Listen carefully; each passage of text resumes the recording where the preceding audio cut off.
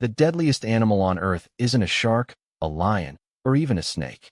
It's a mosquito no bigger than your fingernail, and the disease it carries is called malaria. In 2024 alone, malaria killed an estimated 610,000 people worldwide, most of them young children. There were an estimated 282 million malaria cases in 2024, about 9 million more than the year before. Progress against this disease has genuinely stalled. So what actually is malaria? It's caused by a tiny parasite, a completely different kind of germ from a virus or bacteria that a mosquito injects into your bloodstream when it bites you. The burden of this disease is not spread evenly. Roughly 95% of all malaria deaths happen in Africa, and 3 out of 4 of those deaths are children under the age of 5. The good news first. Since the year 2000, an estimated 2.3 billion cases and 14 million deaths have been prevented worldwide. The concerning news: cases have crept back up over the last few years. Myth: malaria is a virus, kind of like the flu or dengue. Fact: it's caused by a parasite, a completely different type of organism that actually lives and multiplies inside your red blood cells. By the end of this video, you'll understand exactly how malaria spreads, how to recognize it when it becomes a true emergency, and the everyday tools that protect against it. Malaria is ancient, common, and still deadly, but it's also well understood, testable, treatable, and largely preventable. Here's the cycle. A female mosquito bites someone carrying the malaria parasite and picks it up along with their blood. The parasite develops inside the mosquito for about 1 to 2 weeks. Then, the next time that mosquito bites someone, it injects the parasite into their bloodstream. The mosquito responsible has its own name, Anopheles. Unlike the day-biting mosquito that spreads dengue, Anopheles mosquitoes are night hunters, most active from dusk until dawn. 3 habits define this mosquito. It bites mainly between dusk and dawn. It often prefers to feed indoors while people sleep, and only the females bite. They need blood to develop their eggs. Inside your body, the parasite takes a hidden route. It first travels to your liver and multiplies quietly for about a week without causing symptoms.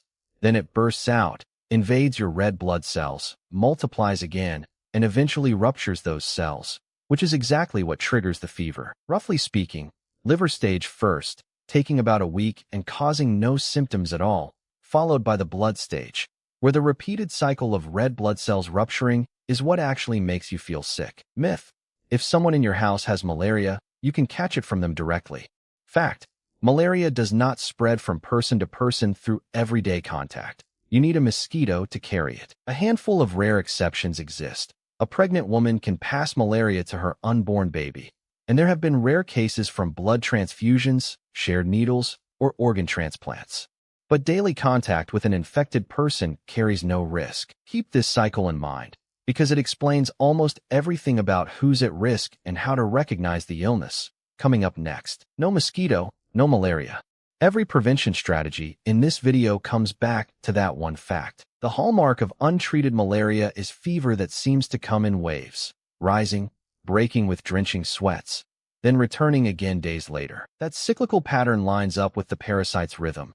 Each time a fresh batch of red blood cells ruptures, your body reacts with a fever spike, chills, and sweating, then a period of feeling better until the next cycle. The core symptoms cluster together: high fever, shaking chills, drenching sweats, severe headache, muscle aches, and often nausea or vomiting.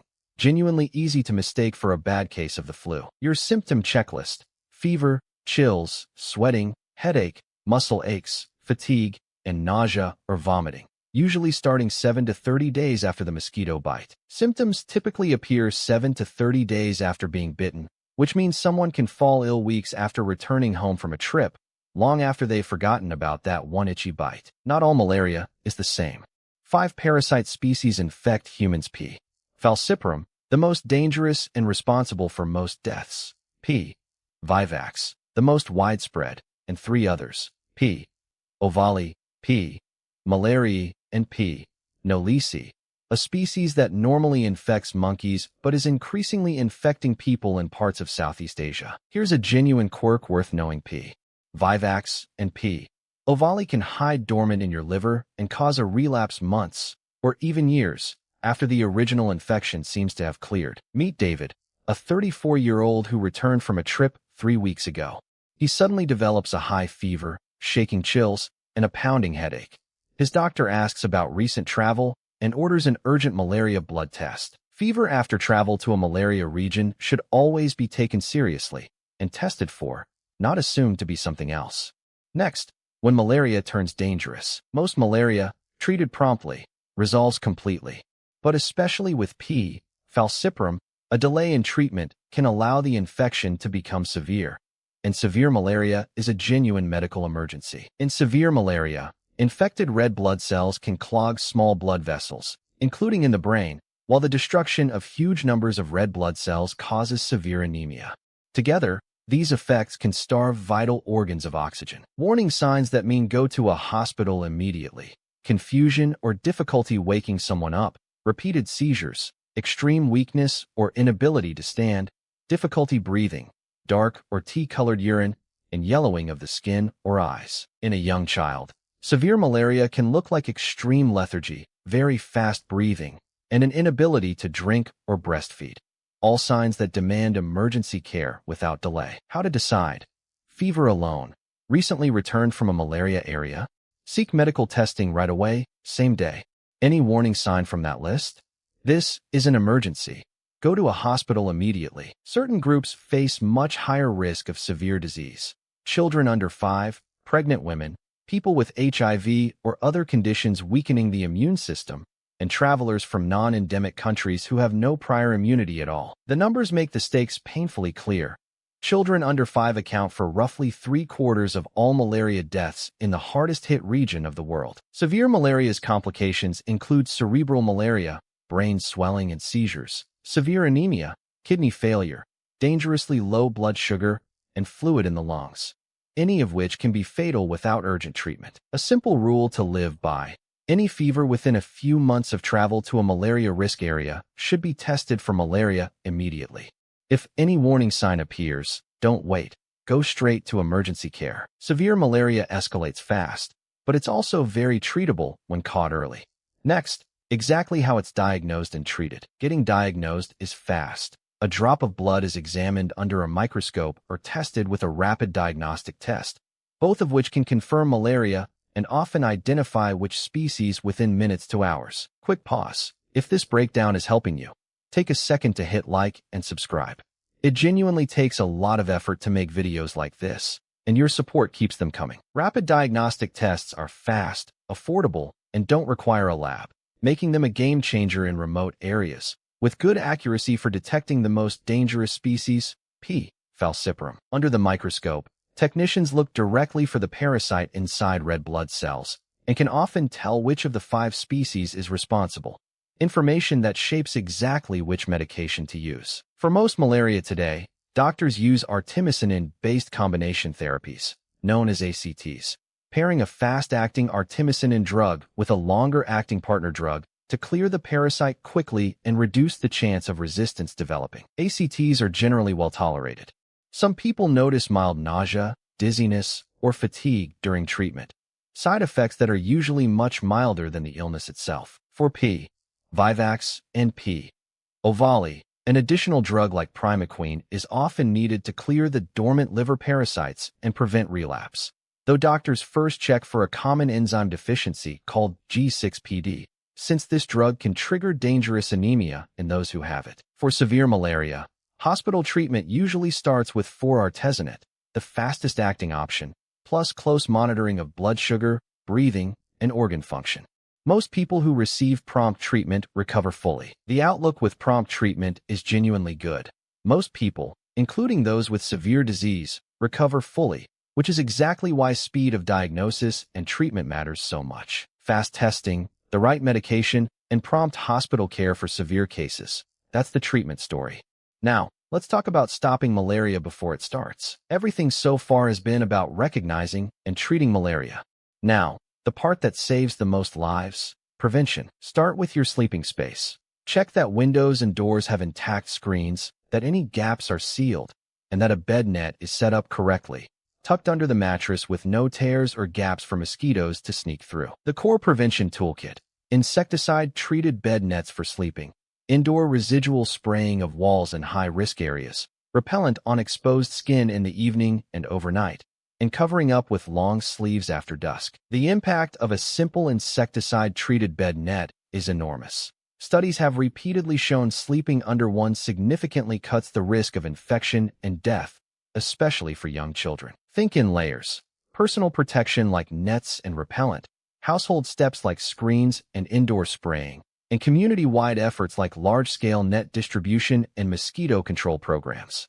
Together, these layers save the most lives. Where these layered efforts have been sustained, the results speak for themselves. Since 2000, an estimated 2.3 billion cases and 14 million deaths have been averted worldwide. A few numbers worth knowing: an estimated 2.3 billion cases and 14 million deaths averted since 2000, and 47 countries plus one territory now officially certified malaria-free by the WHO. Planning to travel to a malaria risk area? Talk to a travel health provider well before your trip about preventive medication, called chemoprophylaxis, taken before, during, and after your trip, depending on the specific drug. A quick note on prophylaxis. Not every drug suits every traveler. Certain medications aren't recommended during pregnancy, for young children, or for people with specific health conditions, which is exactly why a personalized recommendation matters. We're past the halfway point of prevention. Next, let's cover the newest tool in the fight: vaccines. Nets, sprays, repellent, and smart travel planning. Layered together, these tools are the single biggest reason malaria deaths have fallen so much since 2000. For the first time in history, malaria vaccines exist, a genuine milestone after decades of research, now being rolled out to protect the children who need it most. 2 vaccines are now WHO recommended: RTS-S, approved in 2021, and R21, approved in 2023. Both target children in areas with moderate to high malaria transmission and work by training the immune system to attack the parasite before it reaches the liver. In real-world pilot programs across Ghana, Kenya, and Malawi, vaccination reduced deaths from all causes among eligible children by 13% and substantially cut hospitalizations for severe malaria. Eligibility is straightforward. These vaccines are recommended for young children living in areas with moderate to high malaria transmission, given as part of routine childhood immunization alongside other standard vaccines. Rollout is accelerating fast. As of late 2025, 24 countries have introduced a malaria vaccine into their routine childhood immunization programs, with more expected to join in the years ahead. Zoom out, and the bigger picture is genuinely hopeful. Since 2000, malaria deaths have fallen substantially worldwide, and 47 countries plus one territory have now been certified malaria-free, with several more joining just this year. Getting these vaccines approved took years of rigorous testing, early safety studies, mid-stage trials on dosing and effectiveness, and finally large pilot programs involving hundreds of thousands of children before WHO gave its recommendation. One real challenge threatens this progress: growing drug and insecticide resistance. Contributing factors include incomplete treatment courses, counterfeit or substandard medicines, and mosquitoes' evolving resistance to the insecticides used on nets and in spraying. Weighing where things stand: real, measurable progress in deaths averted and new tools like vaccines, against real challenges of funding gaps, drug resistance, and a recent uptick in cases. The fight against malaria is far from over. Vaccines are a genuine breakthrough, but they work best alongside bed nets, spraying, and fast treatment, not instead of them. Almost there. Let's bring everything together with a fast, memorable recap. One number for perspective: the overwhelming majority of the world's malaria deaths, about 95%, occur in just one region, sub-Saharan Africa, largely among young children. Quick recap. What causes malaria? A parasite, not a virus, spread by Anopheles mosquitoes. When does that mosquito bite? Mainly at night, dusk to dawn. What's the single most effective personal protection tool? An insecticide-treated bed net. And what should you do about a fever after travel to a malaria area? Get tested immediately, don't wait. One last question. You return from a trip, and 3 weeks later develop a high fever with shaking chills. What's the right move? Your action plan: sleep under a treated bed net if you're in a risk area, use repellent after dark, take prescribed prophylaxis when traveling, and seek testing immediately for any fever within months of visiting a malaria risk region. Numbers worth remembering. Symptoms typically appear 7 to 30 days after a bite. 610,000 deaths occurred in 2024, and 95% of those deaths were in Africa, mostly in children under 5. One memory tool, NET. Nets, every night, in risk areas. Early testing for any fever after travel. Treatment fast, without delay.